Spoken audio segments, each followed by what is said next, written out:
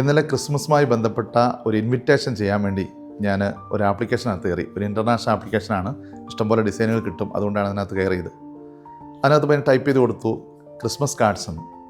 ഉടനെ ഒരുപാട് കാർഡുകൾ ഇങ്ങനെ താഴെ വന്നു. പക്ഷേ എന്നെ ഏറ്റവും അധികം അത്ഭുതപ്പെടുത്തിയ കാര്യം എന്താണെന്നറിയോ? ആ ക്രിസ്മസ് കാർഡുകളിലൊന്നും ഉണ്ണീശോ ഇല്ലായിരുന്നു. അതിനകത്തൊന്നും ബേത്ലഹേമോ കാലിത്തൊഴുത്തോ ഇല്ലായിരുന്നു.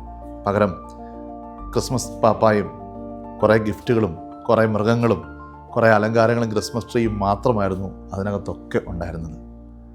അപ്പോൾ എനിക്ക് സംശയം തോന്നി, ഇനി സെൻറ്റർ ഓഫ് അട്രാക്ഷൻ മാറിപ്പോയിക്കൊണ്ടിരിക്കുകയാണ് ലോകത്തിൻ്റേത്.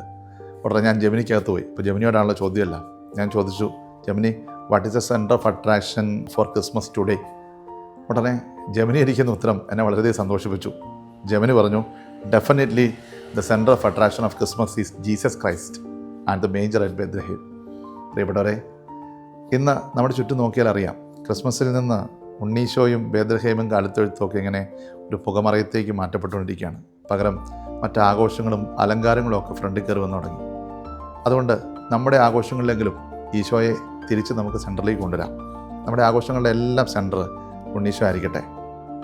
കാരണം ഈ ക്രിസ്മസിൻ്റെ ഏറ്റവും പ്രധാനപ്പെട്ട കാരണവും ഒരേ ഒരു കാരണവും ആ ഉണ്ണീശോ തന്നെയാണ്. Thank you.